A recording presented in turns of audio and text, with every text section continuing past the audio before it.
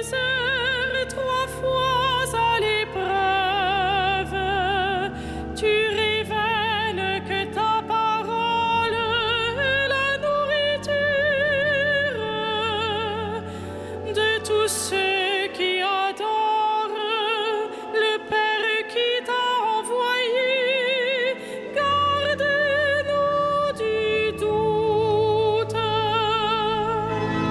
Guéris nos cœurs, Seigneur Jésus, par ton évangile. Lave nos fautes et souviens-toi, nous sommes ton peuple. Protège-nous et garde-nous, envoie-nous tes anges, veille sur nous et défends-nous du mal qui nous guette. Nous irons par ta grâce, rejetant la tentation dans la confiance. Guéris nos cœurs, Seigneur Jésus, par ton évangile. Lave nos fautes et souviens-toi, nous sommes ton peuple. Toi le chemin, la vérité, donne-nous la vie. Tu es la lumière de nos yeux, conduis-nous au Père. Apprends-nous à prier, à jeûner pour mieux t'aimer, à donner aux pauvres. Guéris nos cœurs, Seigneur Jésus, par ton évangile. Lave nos fautes et souviens-toi, nous sommes ton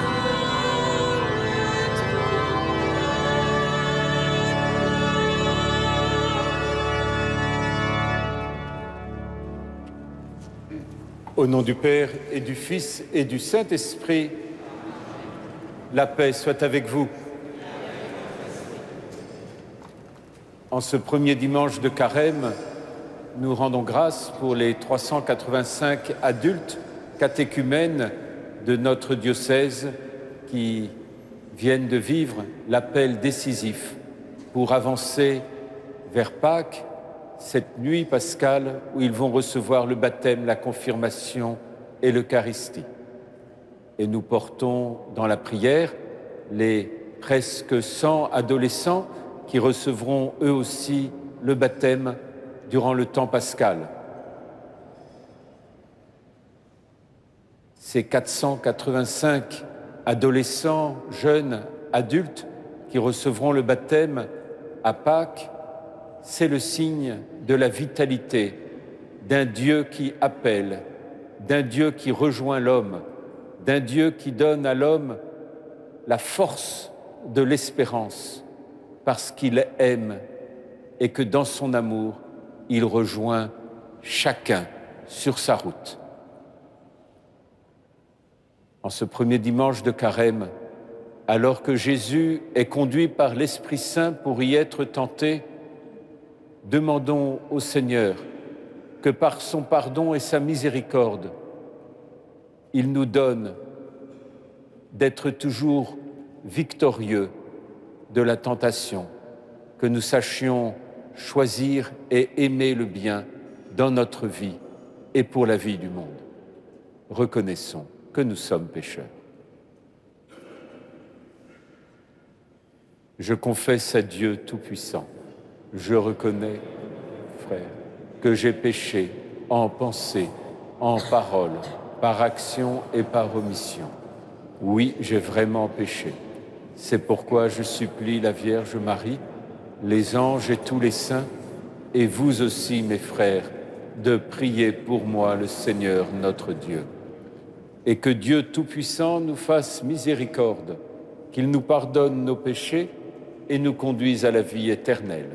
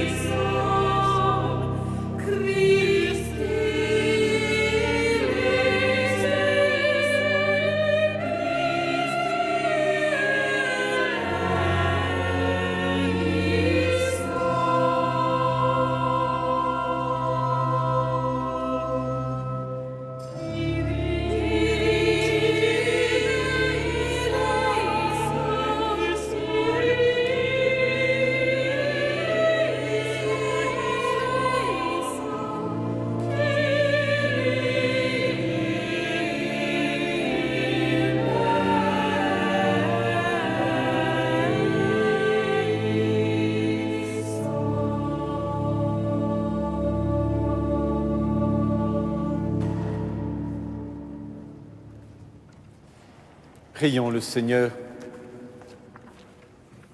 Accorde-nous, Dieu Tout-Puissant, tout au long de ce carême, de progresser dans la connaissance de Jésus-Christ et de nous ouvrir à sa lumière par une vie de plus en plus fidèle, lui qui vit et règne avec toi, Père, dans l'unité de l'Esprit Saint, un seul Dieu, hier, aujourd'hui et dans les siècles des siècles.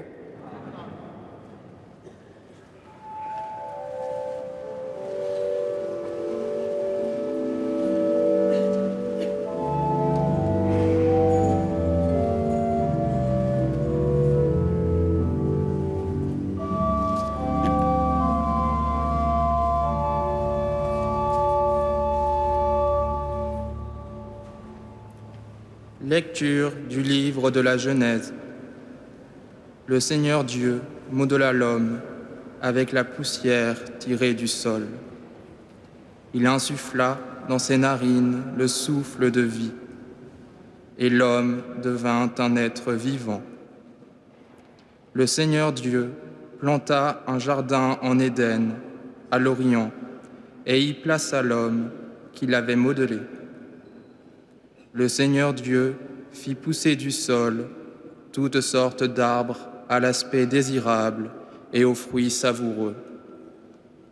Il y avait aussi l'arbre de vie au milieu du jardin et l'arbre de la connaissance du bien et du mal.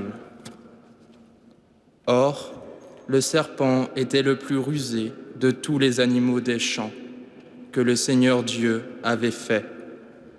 Il dit à la femme, « Alors, Dieu vous a vraiment dit, vous ne mangerez d'aucun arbre du jardin. » La femme répondit au serpent, « Nous mangeons les fruits des arbres du jardin, mais pour le fruit de l'arbre qui est au milieu du jardin, Dieu a dit, « Vous n'en mangerez pas, vous n'y toucherez pas, sinon vous mourrez. » Le serpent dit à la femme, « Pas du tout, vous ne mourrez pas.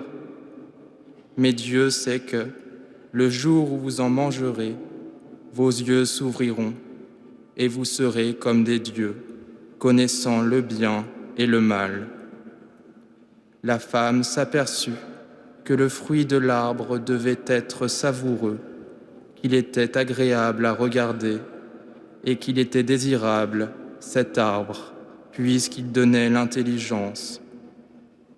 Elle prit de son fruit et en mangea. Elle en donna aussi à son mari, et il en mangea. Alors, leurs yeux à tous deux s'ouvrirent, et ils se rendirent compte qu'ils étaient nus. Parole du Seigneur.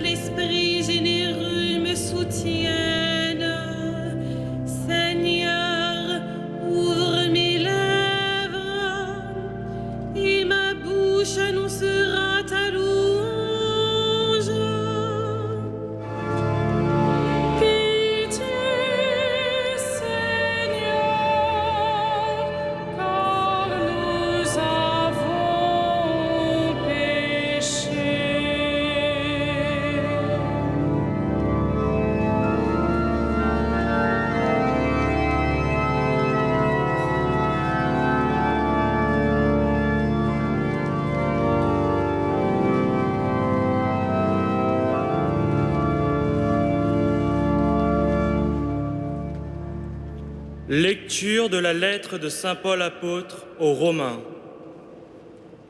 Frères, nous savons que par un seul homme, le péché est entré dans le monde et que par le péché est venue la mort. Et ainsi, la mort est passée en tous les hommes, étant donné que tous ont péché. Avant la loi de Moïse, le péché était déjà dans le monde, mais le péché ne peut être imputé à personne tant qu'il n'y a pas de loi. Pourtant, depuis Adam jusqu'à Moïse, la mort a établi son règne, même sur ceux qui n'avaient pas péché par une transgression semblable à celle d'Adam. Or, Adam préfigure celui qui devait venir. Mais il n'en va pas du don gratuit comme de la faute. En effet, si la mort a frappé la multitude par la faute d'un seul, combien plus la grâce de Dieu s'est-elle répandue en abondance sur la multitude, cette grâce qui est donnée en un seul homme, Jésus-Christ.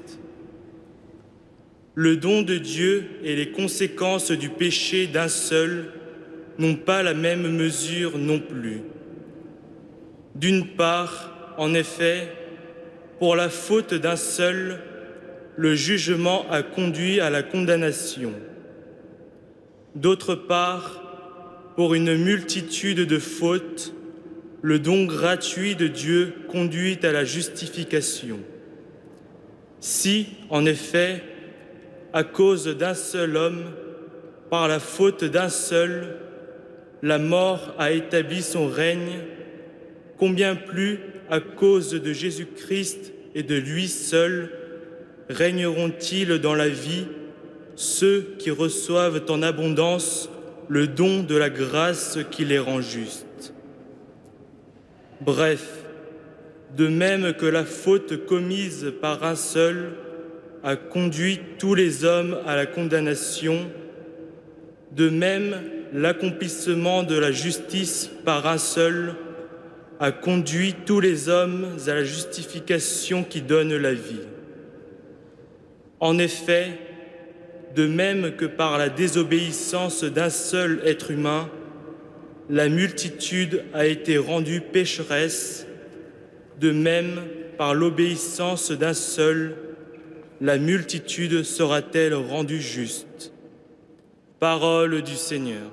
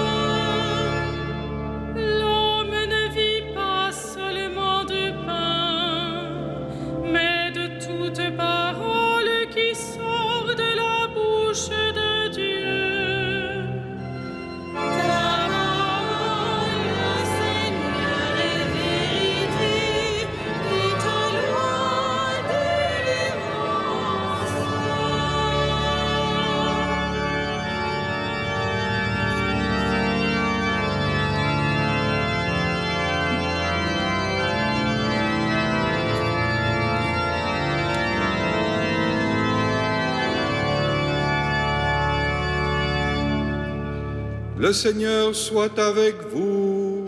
Et avec votre esprit. Évangile de Jésus-Christ selon saint Matthieu. Gloire à toi, Seigneur.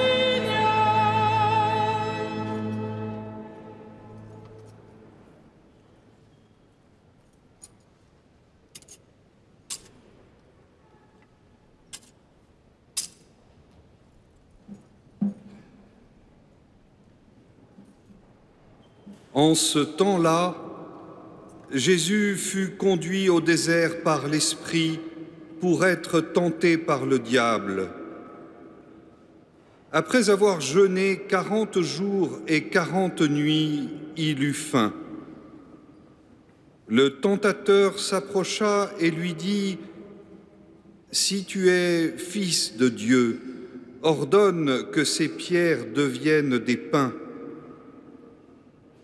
Mais Jésus répondit : « Il est écrit, l'homme ne vit pas seulement de pain, mais de toute parole qui sort de la bouche de Dieu. Alors le diable l'emmène à la ville sainte, le place au sommet du temple et lui dit : « Si tu es fils de Dieu, jette-toi en bas, car il est écrit : il donnera pour toi des ordres à ses anges, et ils te porteront sur leurs mains, de peur que ton pied ne heurte une pierre. » Jésus lui déclara : « Il est encore écrit : tu ne mettras pas à l'épreuve le Seigneur ton Dieu. » Le diable l'emmène encore sur une très haute montagne et lui montre tous les royaumes du monde et leur gloire. Il lui dit : « Tout cela, je te le donnerai, si, tombant à mes pieds, tu te prosternes devant moi. » Alors Jésus lui dit : « Arrière, Satan, car il est écrit : c'est le Seigneur ton Dieu que tu adoreras, à lui seul tu rendras un culte. » Alors le diable le quitte, et voici que des anges s'approchèrent et ils le servaient. Acclamons la parole de Dieu. Louange à toi, Seigneur Jésus.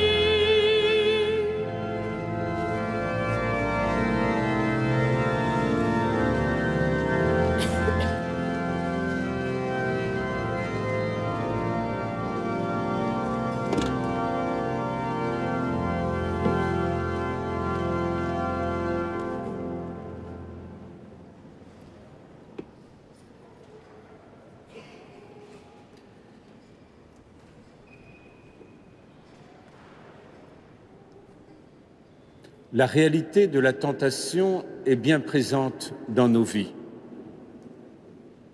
Je pense que pour chacune et chacun d'entre nous, nous n'avons pas besoin que l'on nous fasse de grands discours pour nous expliquer que nous sommes parfois tentés de faire le mal.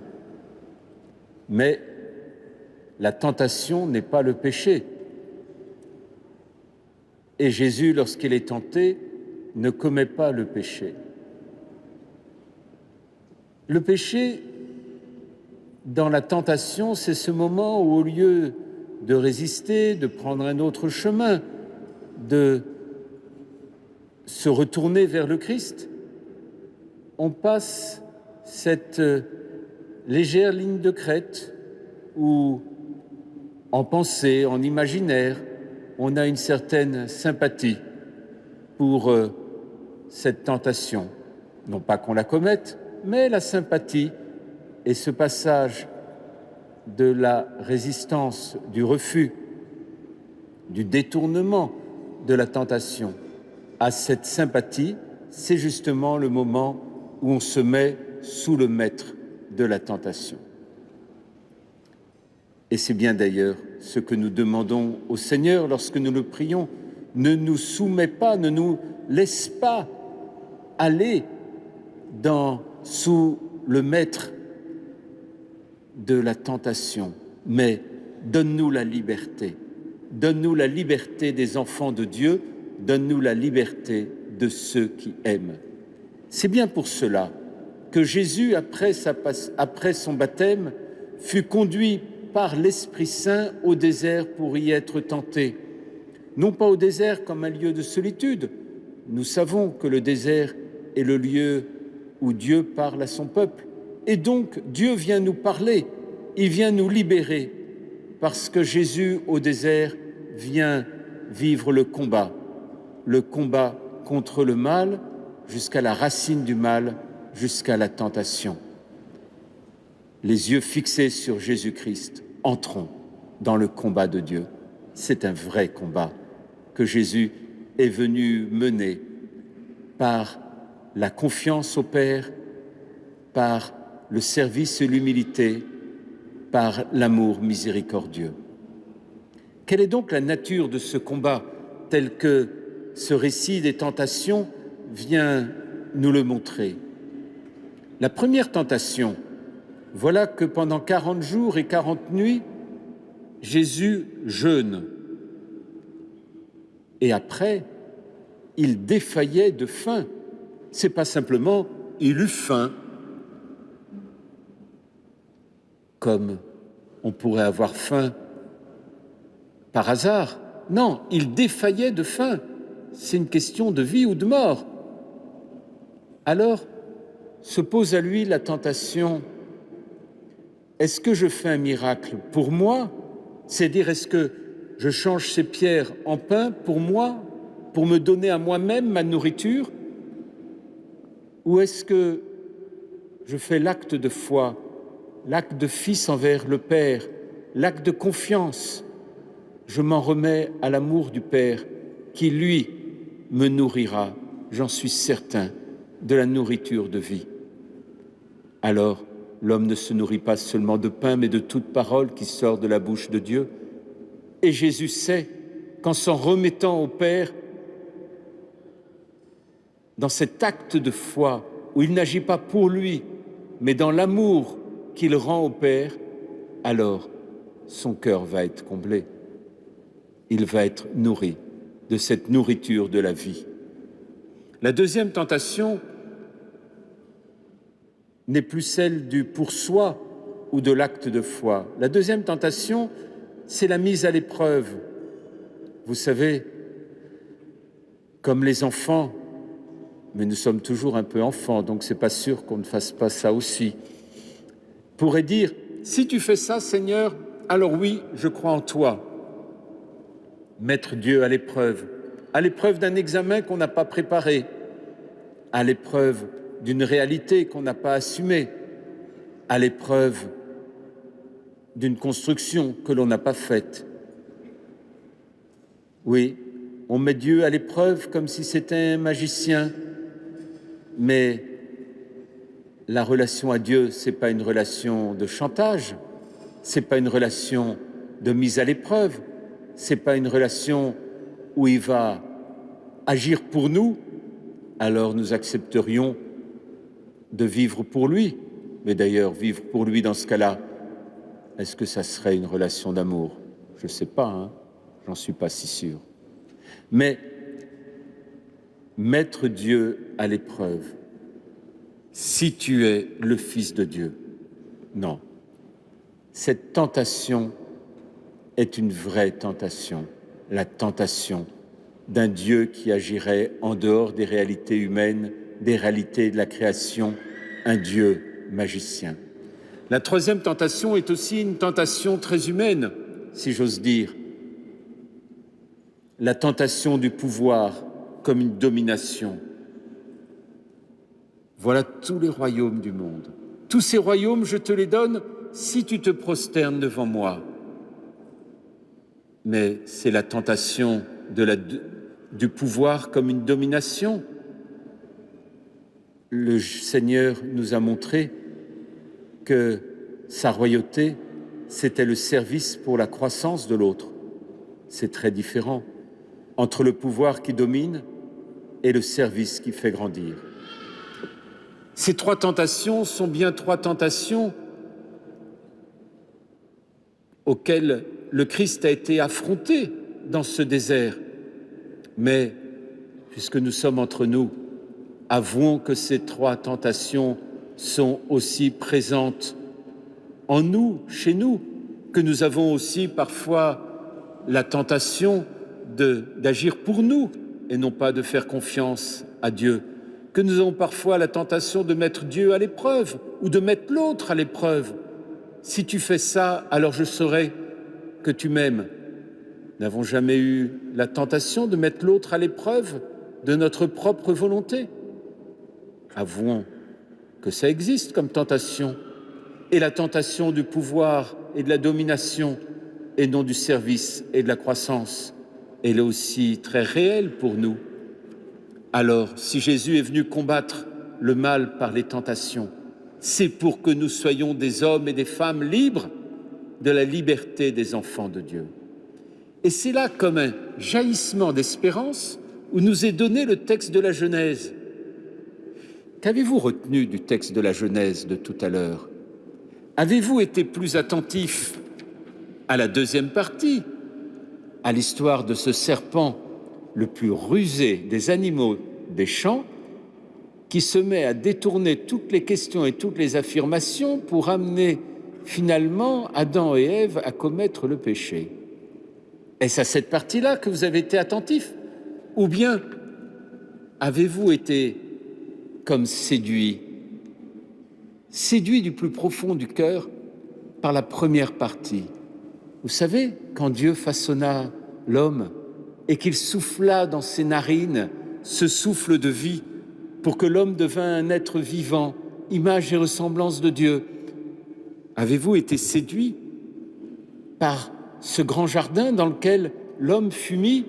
Avez-vous été séduit par ce moment où, avant le péché originel, il y avait ce temps où l'homme vivait en communion avec Dieu, ce temps où l'homme était sans péché, ce temps où il y avait cet arbre de vie au milieu du jardin auquel l'homme pouvait prendre le fruit? L'homme avait accès à la vie éternelle. Oui, j'espère que vous avez été comme illuminés par ce temps plus originel que le péché qui en porte le nom, ce temps d'avant le péché, où l'homme était homme en étant dans la communion avec Dieu, où l'homme était homme sans la mort parce que Dieu n'a pas voulu et n'a pas créé la mort. Alors ce temps-là, il est présent en nous, il est une force en nous, il est ce que le Christ vient réveiller, révéler en nous dans son salut pour nous donner alors d'entrer les yeux fixés sur Jésus-Christ dans le combat de Dieu contre le mal. Alors oui, ce Dieu qui nous a sauvés du mal, ce Dieu qui dans la mort et la résurrection nous a délivrés du péché et de la mort, ce Dieu qui dans le baptême nous a donné de renaître, alors oui, il nous prend avec lui, non pas pour que nous soyons sauvés comme des marionnettes que l'on tirerait avec une ficelle, mais pour que nous soyons sauvés en participant à ce combat de Dieu contre le mal. Voulez-vous, pendant ce carême, entrer dans ce combat avec nous? Voulez-vous, pendant ce carême, entrer dans ce combat contre le mal parce que vous vous rappelez qu'il y avait un temps originel où vous viviez dans la communion avec Dieu, où nous avions accès à la vie éternelle? Voulez-vous entrer dans ce combat de Dieu avec le Christ, parce que nous sommes sauvés non pas malgré nous, mais au nom de notre dignité d'homme? C'est avec le Christ que nous entrons dans ce combat pour le salut des hommes. Alors, nos tentations n'auront plus le même statut. Ça ne sera pas simplement un jeu du bien et du mal, un peu comme si nous avions un bon ange et un petit démon qui se mettraient à dialoguer dans une tentation de passage. Non, nous découvrions dans la tentation cette dignité de l'homme auquel le Christ donne de pouvoir participer au combat de Dieu pour le salut de l'humanité. Dans notre dignité, nous voilà participants dans le salut, participants au salut pour entrer dans la victoire du Seigneur durant la nuit pascale. C'est ça la beauté du carême, c'est ça la grandeur de notre dignité, c'est ça le chemin de notre baptême. C'est entrer, participer, avoir la dignité d'entrer dans le combat que le Christ a gagné et auquel il nous donne de participer. Mais c'est aussi alors, si je retraduis en termes compliqués ce que je viens de vous dire en termes simples, je vais vous citer saint Paul. « J'achève en ma chair ce qu'il manque à la passion du Christ pour la rédemption du monde. » Vous voyez, c'est simple cette phrase de saint Paul. Je rentre dans le combat du Christ, dont il est déjà victorieux, mais il me donne de participer à sa victoire en cette nuit pascale qui va bientôt venir et vers lequel nous avons les yeux fixés pendant ce temps de carême, où il va me donner d'avoir part à sa victoire et d'exulter de joie en chantant la résurrection du Christ. Mais en attendant, il faut entrer avec lui dans ce chemin pour la victoire de l'amour, pour la liberté de l'homme, pour la grandeur de Dieu et la manifestation de son amour et de sa miséricorde.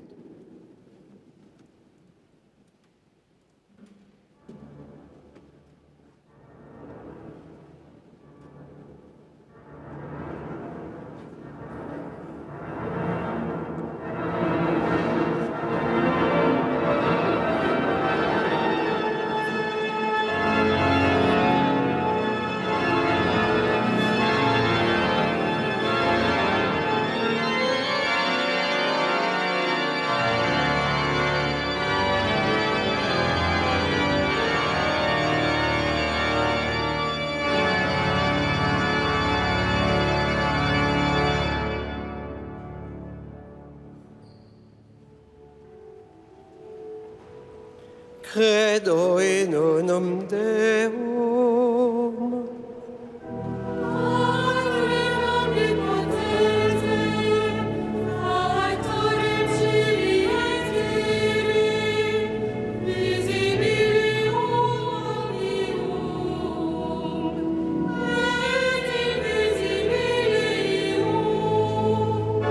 et in unum Dominum Iesum Christum, Filii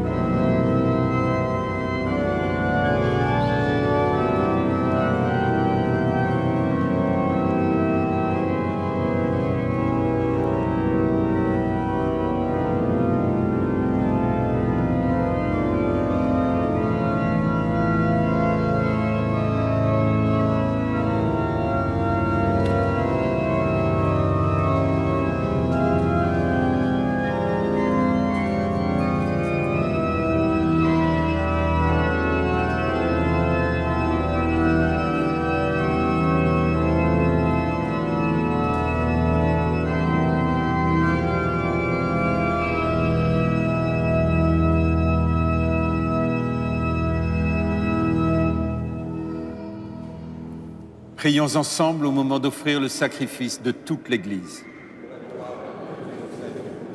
Avec cette Eucharistie, Seigneur, nous commençons notre marche vers Pâques.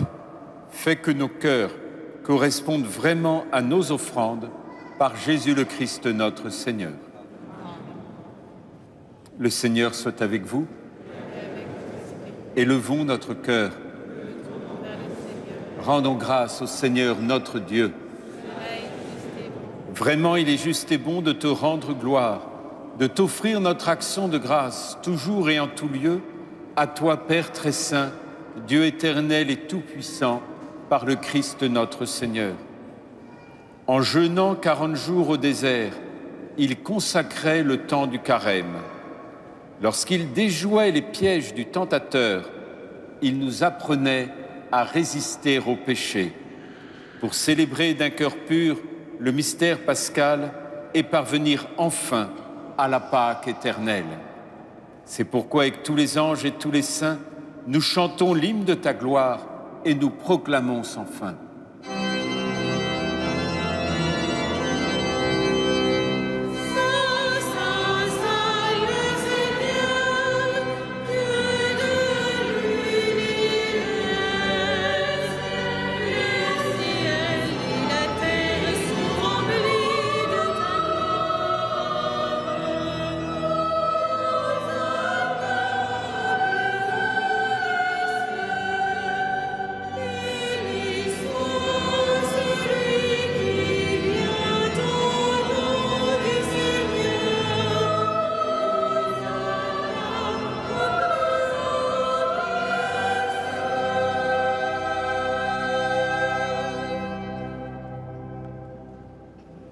Tu es vraiment saint, Dieu de l'univers, et toute la création proclame ta louange, car c'est toi qui donnes la vie, c'est toi qui sanctifies toutes choses par ton Fils Jésus-Christ notre Seigneur, avec la puissance de l'Esprit Saint. Et tu ne cesses de rassembler ton peuple afin qu'il te présente partout dans le monde une offrande pure. C'est pourquoi nous voici rassemblés devant toi, et dans la communion de toute l'Église, en ce premier jour de la semaine, nous célébrons le jour où le Christ est ressuscité d'entre les morts. Par lui que tu as élevé à ta droite, Dieu Tout-Puissant, nous te supplions de consacrer toi-même les offrandes que nous apportons. Sanctifie-les par ton Esprit, pour qu'elles deviennent le corps et le sang de ton Fils, Jésus-Christ notre Seigneur, qui nous a dit de célébrer ce mystère. La nuit même où il fut livré, il prit le pain. En te rendant grâce, il le bénit, il le rompit et le donna à ses disciples en disant « Prenez et mangez-en tous, ceci est mon corps livré pour vous. »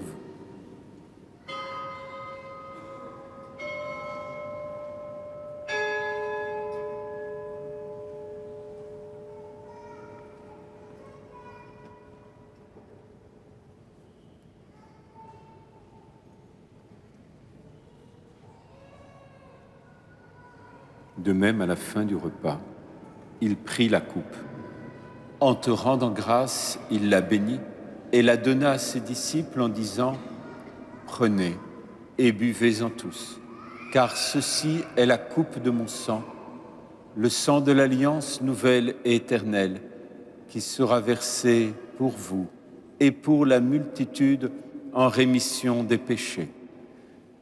Vous ferez cela en mémoire de moi. »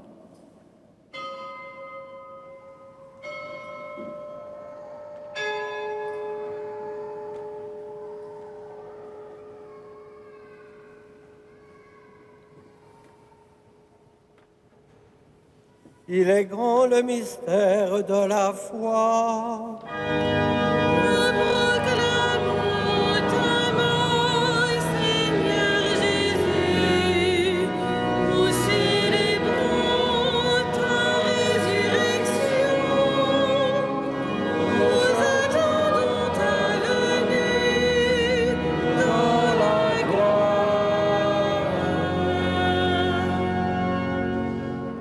en faisant mémoire de ton Fils, de sa passion qui nous sauve, de sa glorieuse résurrection et de son ascension dans le ciel, alors que nous attendons son dernier avènement, nous présentons cette offrande vivante et sainte pour te rendre grâce.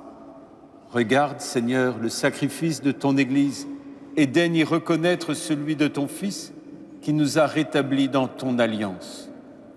Quand nous serons nourris de son corps et de son sang et remplis de l'Esprit Saint, accorde-nous d'être un seul corps et un seul esprit dans le Christ. Que l'Esprit Saint fasse de nous une éternelle offrande à ta gloire, pour que nous obtenions un jour les biens du monde à venir, auprès de la Vierge Marie, la bienheureuse Mère de Dieu, de Saint Joseph, son époux, avec les apôtres, les martyrs et tous les saints qui ne cessent d'intercéder pour nous. Et maintenant, nous te supplions, Seigneur, par le sacrifice qui nous réconcilie avec toi, étends au monde entier le salut et la paix. Affermis la foi et la charité de ton Église au long de son chemin sur la terre. Veille sur ton serviteur, le pape François, notre archevêque André, ses auxiliaires, l'ensemble des évêques, les prêtres, les diacres et tout le peuple des rachetés. Écoute les prières de ta famille assemblée devant toi et ramène à toi, Père très aimant, tous tes enfants dispersés. Pour nos frères et sœurs défunts, pour les hommes qui ont quitté ce monde, pour tous ceux que nous portons dans notre cœur, tous ceux que vous nous avez recommandés, pour Rosine, tous ceux dont tu connais la droiture, nous te prions.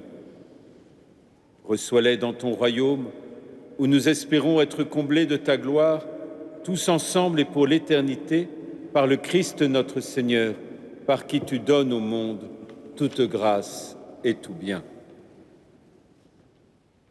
Par lui, avec lui et en lui, à toi, Dieu le Père Tout-Puissant, dans l'unité du Saint-Esprit, tout honneur et toute gloire, pour les siècles des siècles.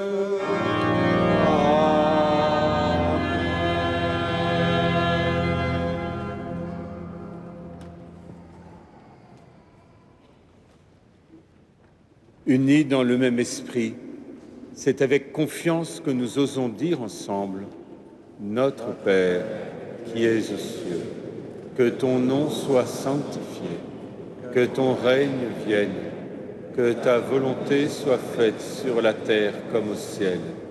Donne-nous aujourd'hui notre pain de ce jour. Pardonne-nous nos offenses, comme nous pardonnons aussi à ceux qui nous ont offensés, et ne nous soumets pas à la tentation, mais délivre-nous du mal. Délivre-nous de tout mal, Seigneur, et donne la paix à notre temps. Par ta miséricorde, libère-nous du péché, rassure-nous dans les épreuves, en cette vie où nous espérons le bonheur que tu promets, l'avènement de Jésus-Christ, notre Seigneur. À toi qu'appartiennent le règne, la puissance et la gloire, pour les siècles des siècles. Seigneur Jésus-Christ, tu as dit à tes apôtres, « Je vous laisse la paix, je vous donne ma paix.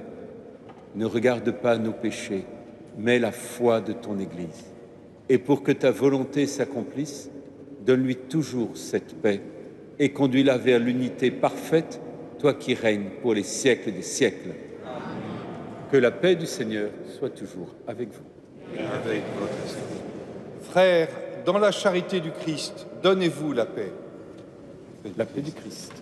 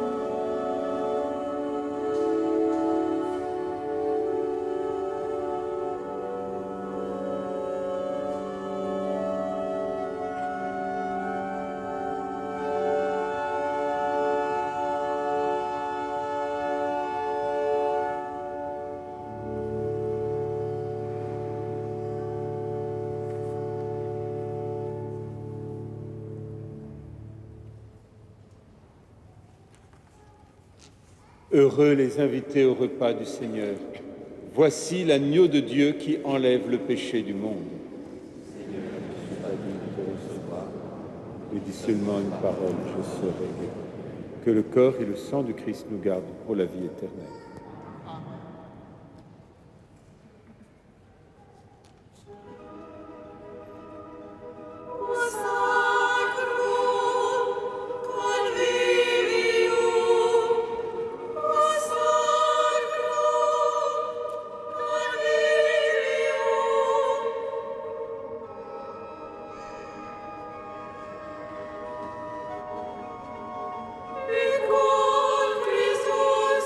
Christus,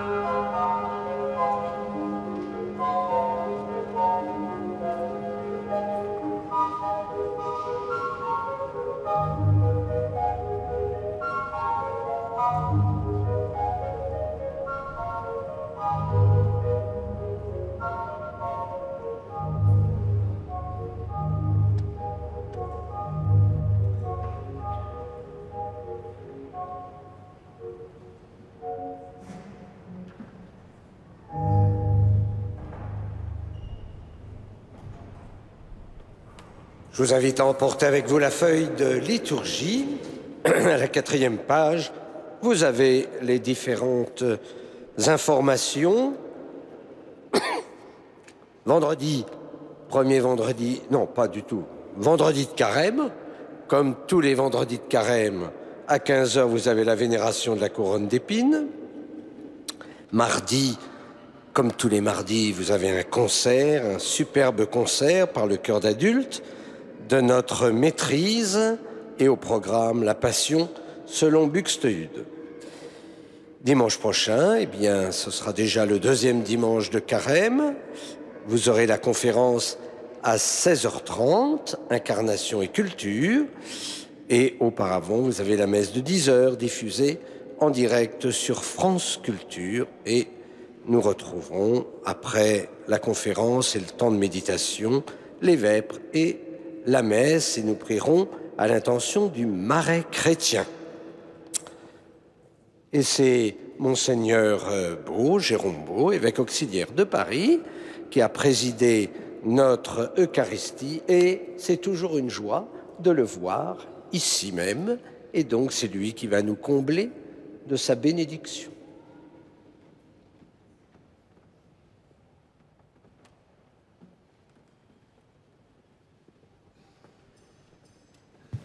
Unissons nos prières. Le pain que nous avons reçu de toi, Seigneur notre Dieu, a renouvelé nos cœurs. Il nourrit la foi, fait grandir l'espérance et donne la force d'aimer.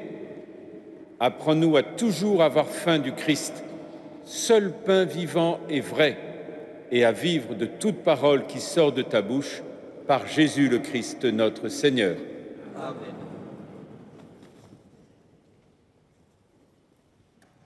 Le Seigneur soit avec vous et que Dieu Tout-Puissant vous bénisse, le Père, le Fils et le Saint-Esprit. Amen. Allez dans la paix du Christ. Nous rendons grâce à Dieu. Ave Regina Caelorum. Ave Domina Angelorum, salve radix